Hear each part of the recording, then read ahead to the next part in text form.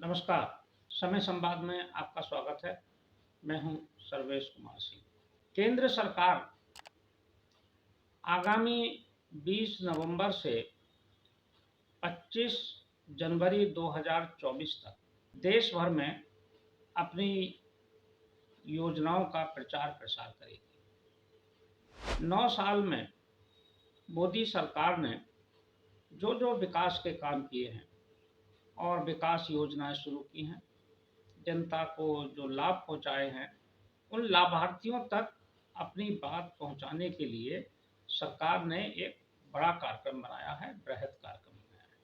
सरकार की तरफ से योजना बनी है कि इस अवधि में यानी कि 20 नवंबर 2023 से 25 जनवरी 2024 तक देश के सभी 765 जिलों में प्रचार रथ जाएंगे।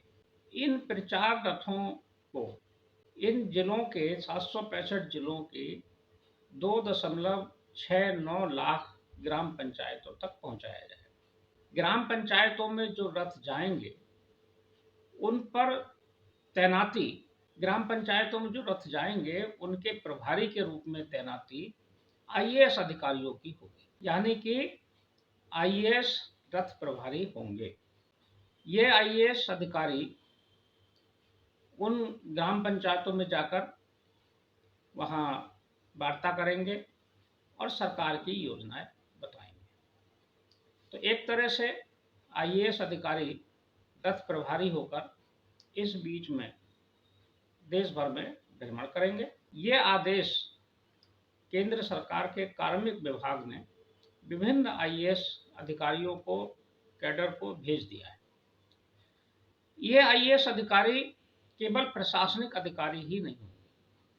सरकार ने जो आदेश जारी किया है उसमें आईएएस के सभी कैडर, यानी कि जो दूसरी सर्विसेज हैं जिसमें डाक विभाग भी है, राजस्व विभाग है, वन विभाग है, इन सभी विभागों में ज्वाइंट सेक्रेटरी, डायरेक्टर्स और डिप्टी सेक्रेटरी लेवल के जितने अधिकारी हैं उनमें से हर विभाग की सीमा तय की गई है, कितने अधिकारी उसमें जाएंगे और उनको 19 अक्टूबर तक उनसे रिपोर्ट मांगी गई थी कि अधिकारियों के नाम भेज दें।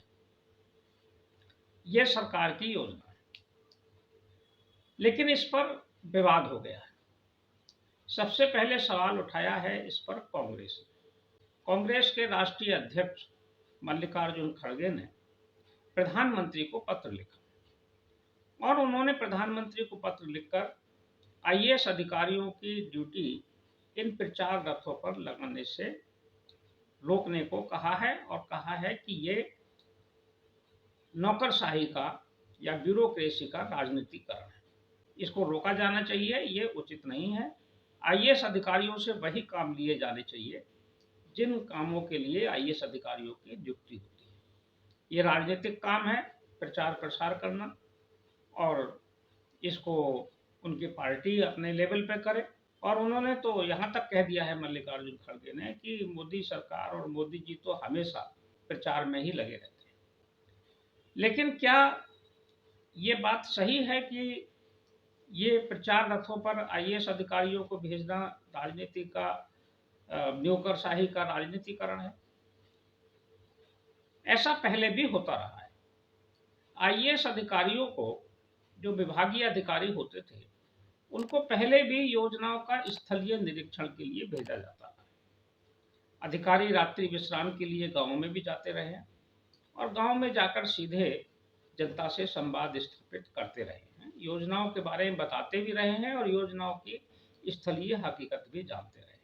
लेकिन चूंकि ये पहली बार संगठित रूप से और व्यवस्थित रूप से एक अभियान के रूप में चलाया जा रहा है, सरकार ने जो प्रचार रथ जाएंगे और यात्रा होगी उसका नामकरण भी किया है।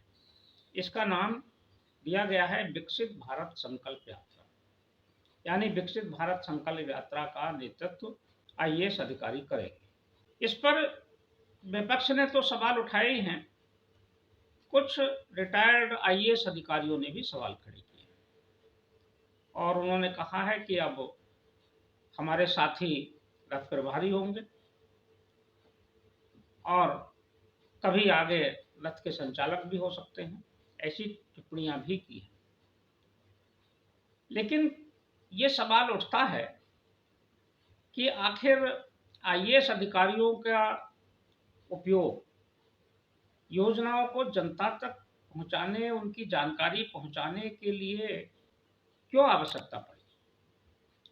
क्या केंद्र सरकार अपने कैडर से, या भारतीय जनता पार्टी जो केंद्र में है वो अपने कैडर से इस प्रचार को नहीं कर सकती थी? करना चाहिए था और कर भी रही होगी।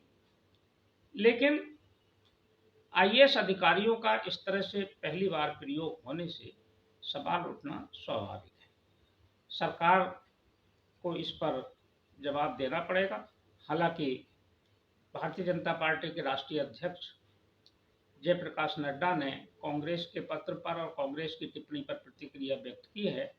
उन्होंने कहा है कि अधिकारी क्योंकि योजनाओं को बनाते हैं, संचालित होती हैं, चलती हैं, तो उनको जनता तक पहुंचाने की जिम्मेदारी भी अधिकारियों की है। इसमें कुछ भी गलत नहीं है। देखते हैं आगे ये विवाद आगे बढ़ता है या जनता इसको स्वीकार करती है या क्या स्थिति बनती है। लेकिन ये एक ज्वलंत मुद्दा बन गया है। समय संवाद में आज बस इतना ही। कल फिर मिलेंगे किसी एक खास विषय के साथ। तब तक के लिए मैं सर्वेश कुमार सिंह आपसे विदा लेता हूँ। नमस्कार।